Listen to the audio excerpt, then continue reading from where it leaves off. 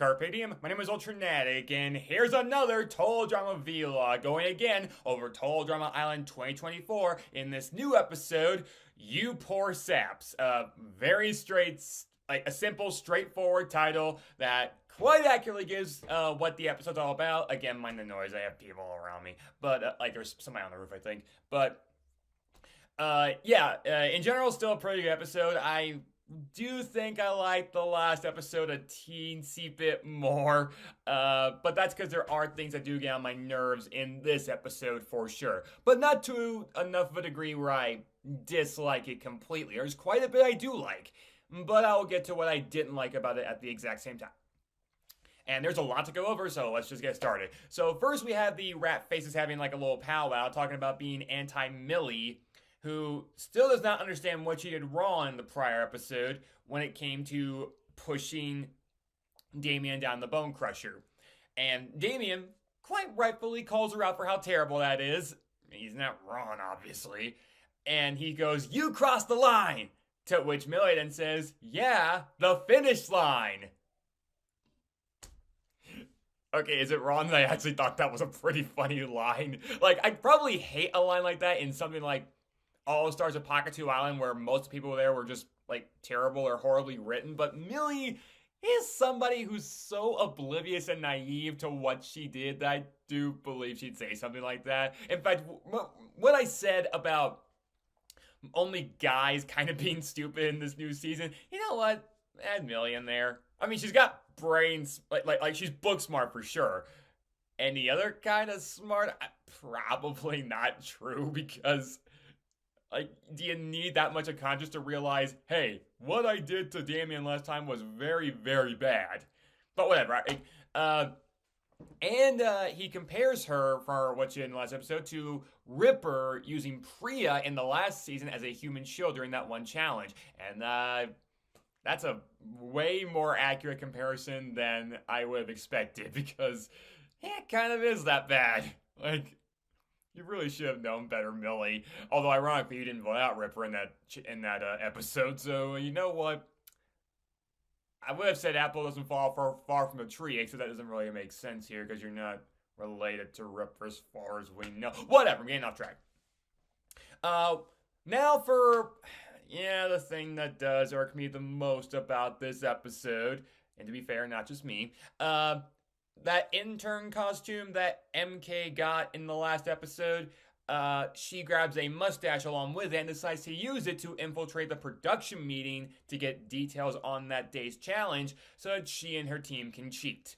And that's not even me putting words in their mouths. She and Julia, who's completely in on this plan, outright say, yes, we are cheating.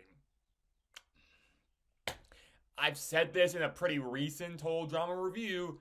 I'm incredibly anti-cheating on this show. And not just because it's obviously ethically, morally wrong, you shouldn't do it, but a bigger question. How does nobody in production catch this? The disguise itself is not very good. It's like, really? You can't tell if that's MK?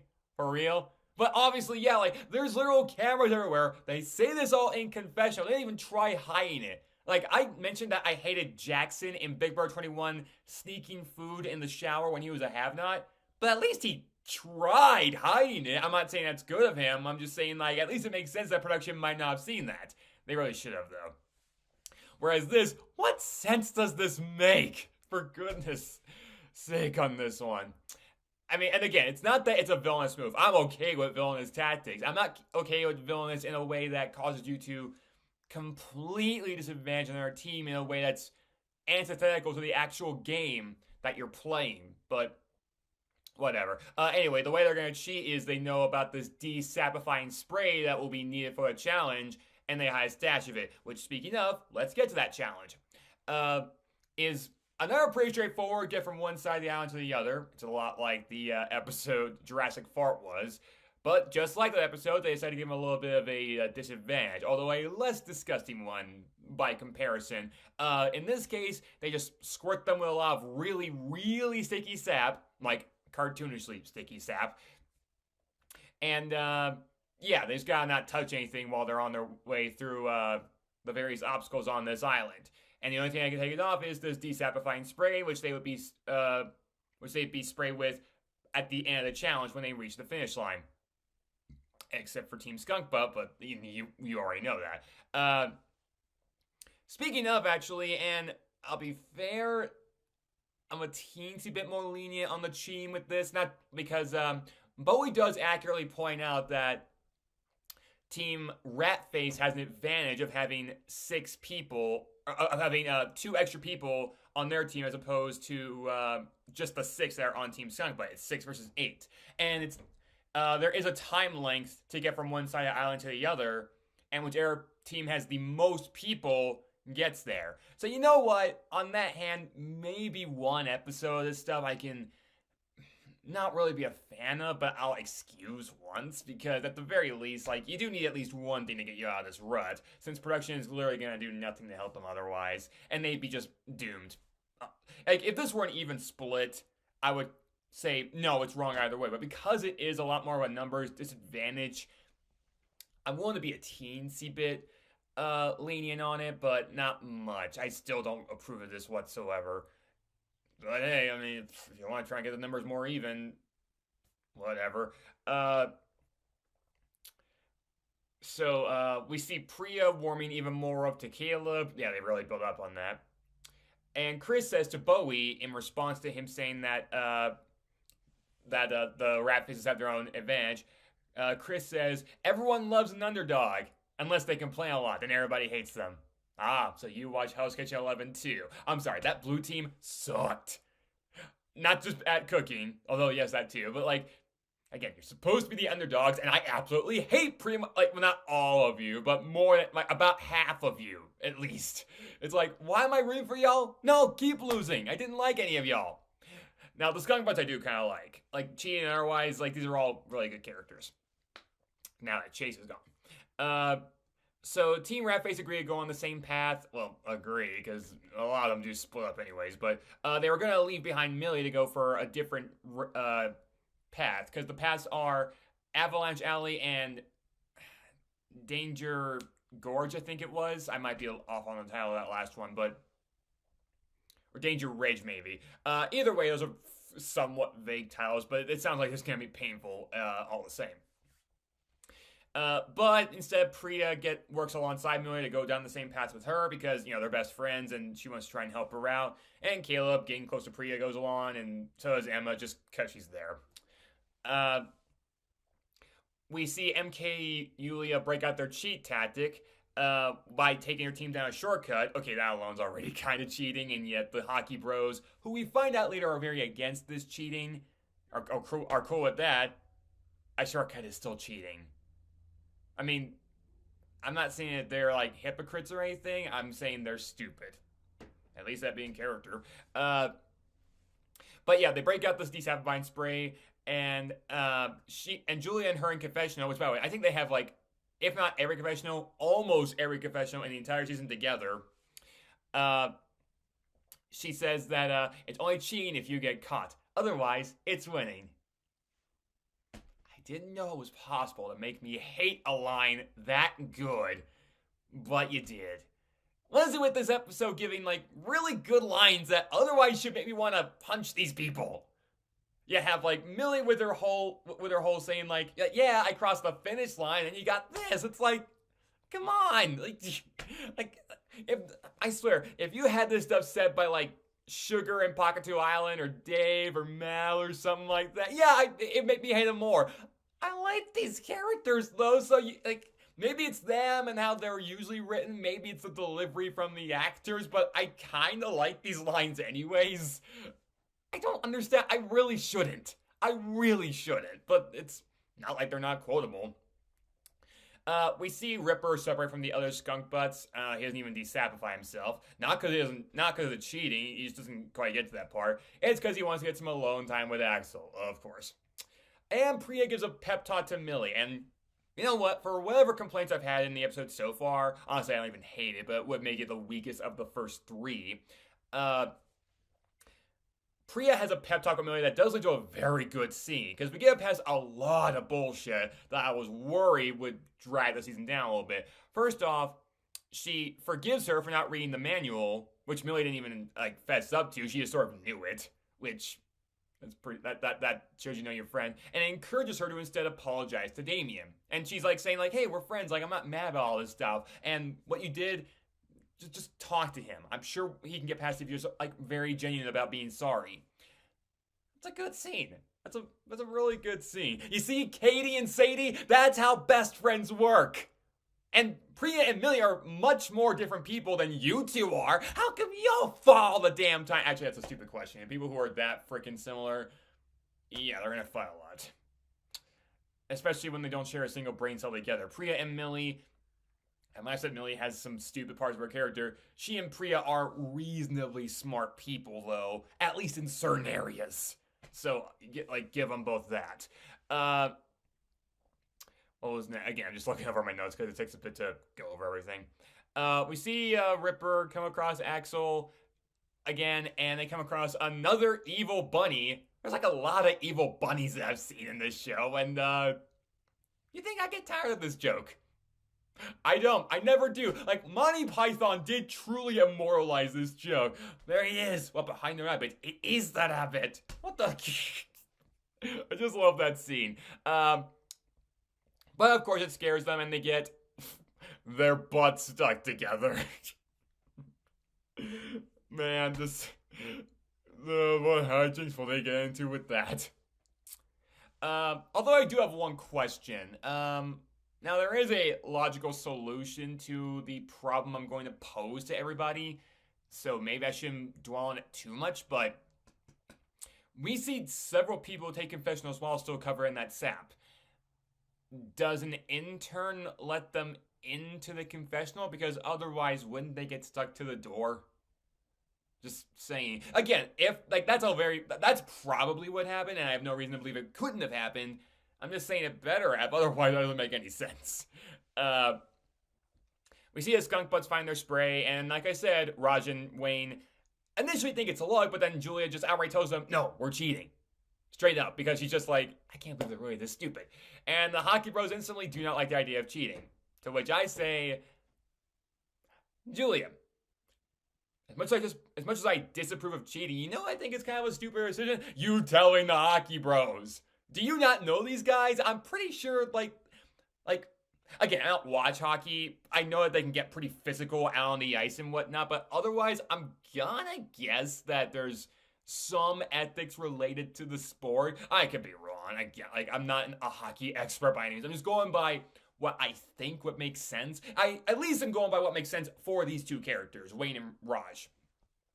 And what we see of them, I do believe they would be very honorable players within that game. Only going for, what counts as being in bounds for playing that game.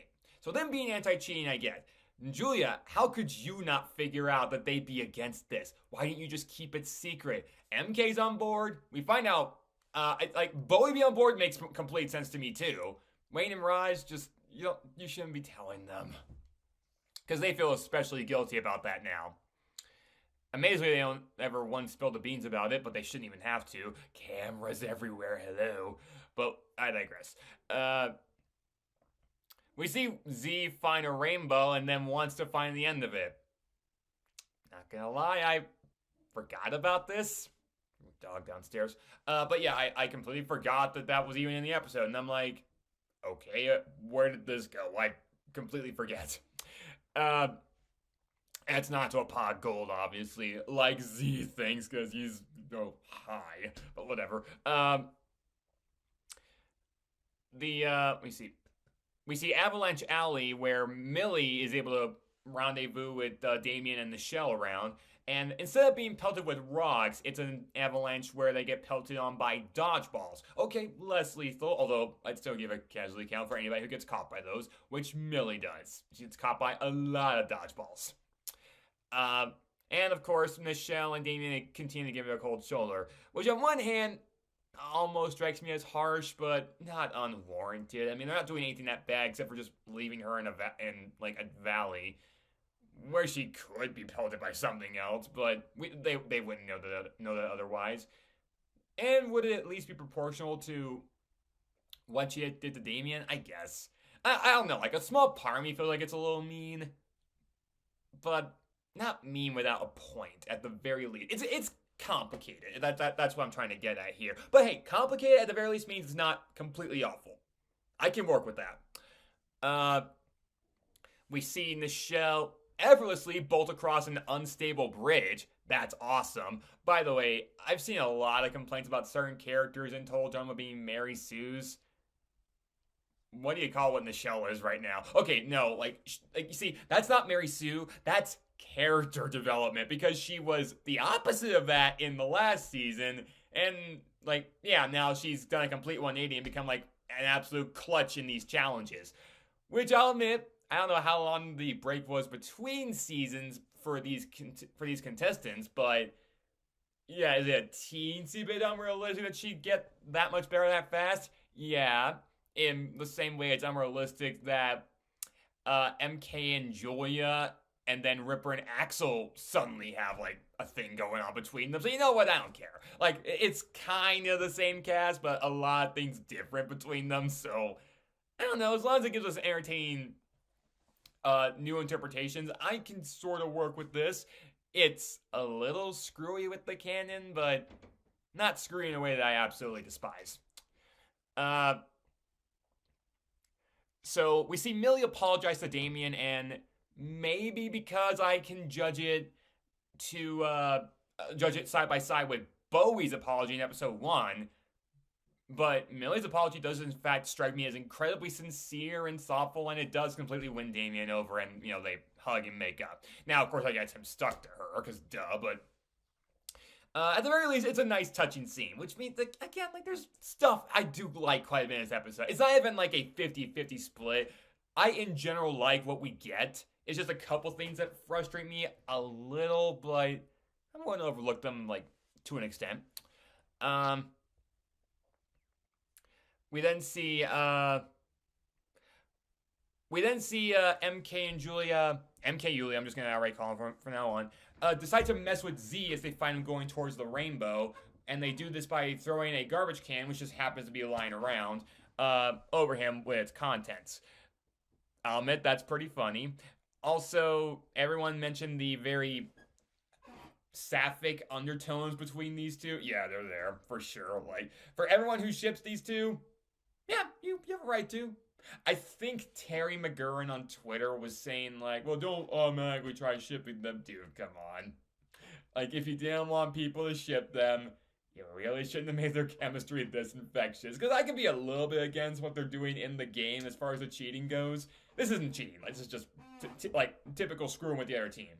I'm okay with that. But, like, the actual cheating to win the challenge, I can be against that. But, man, are they just fun to watch together. So, it's a little something I can rebound that with.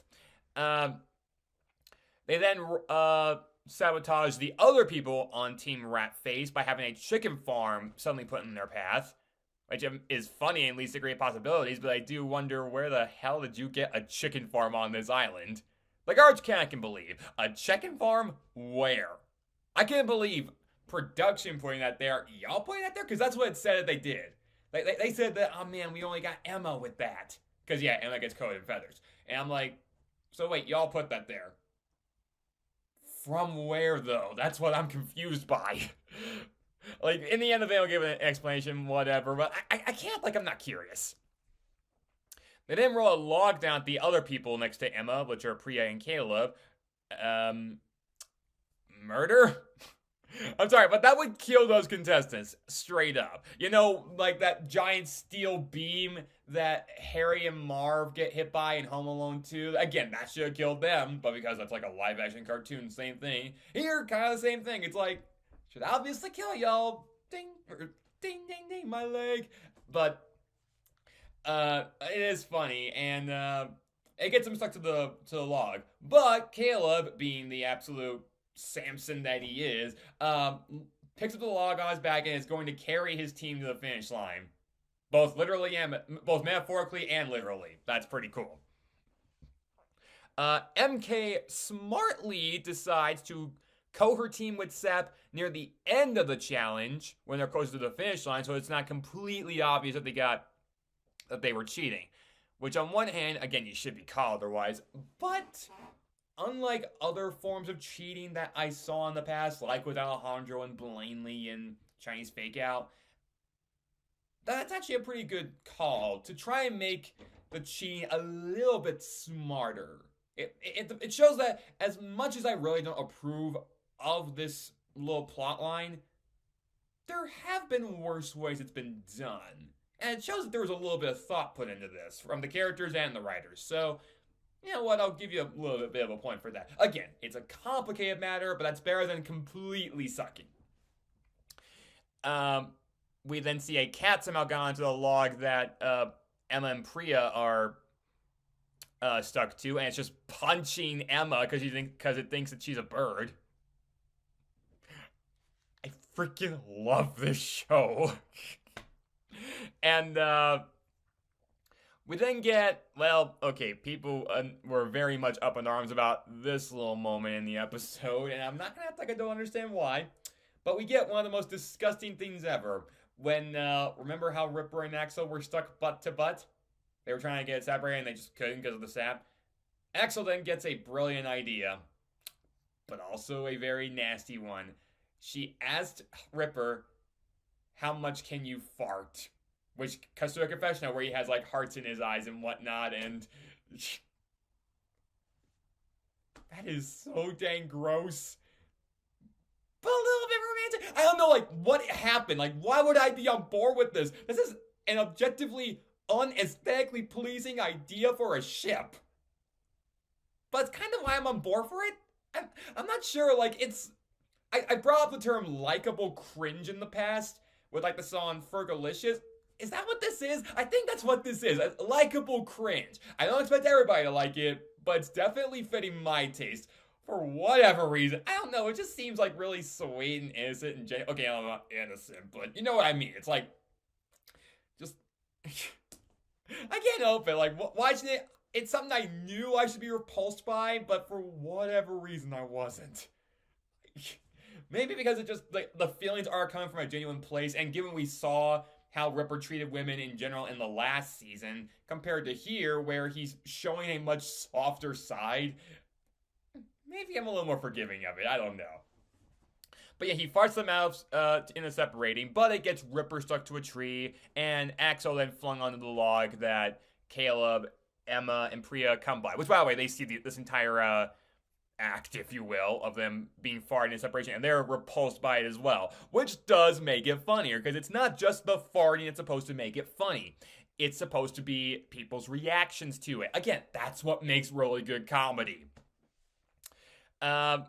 We see Damien recount all the ways that he imagined dying on the show. Because after Millie got stuck to him, I forgot to mention this, he decided he's going to try and actually confront his fears with that unstable bridge that we saw in the show leap over initially. And he's going to try and get over himself. Which element? Good character development. I like that. He instantly falls to the bridge with Millie. What am I going to say? That's not funny?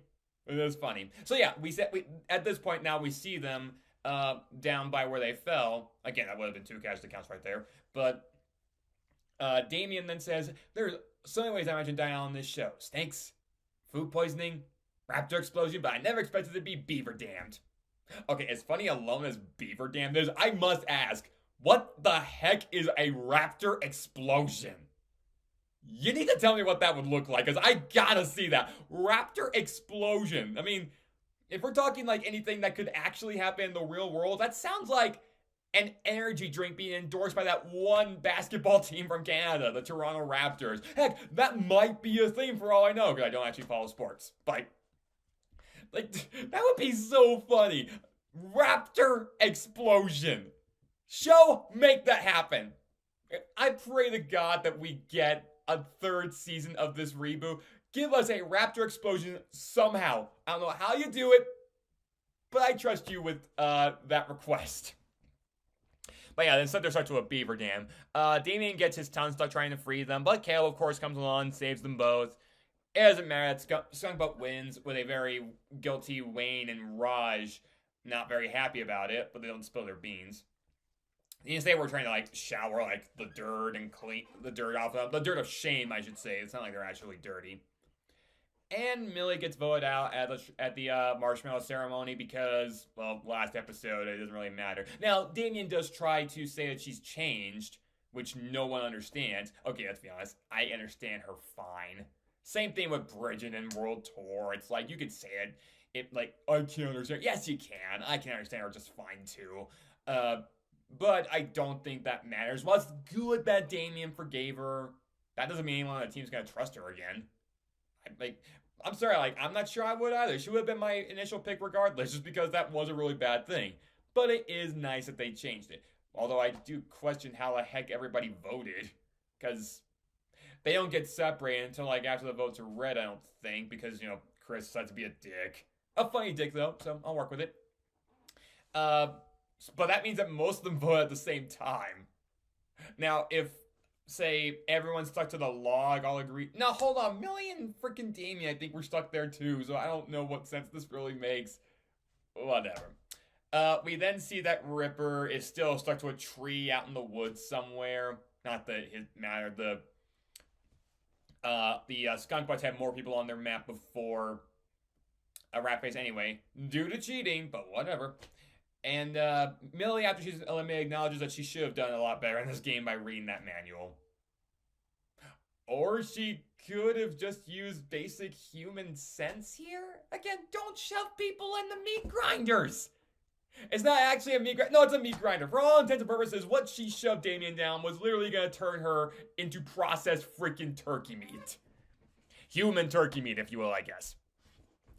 But, yeah, so there is a lot I could hate about this episode, but for whatever reason, I have a hard time hating all of it. I'm very much against the cheating.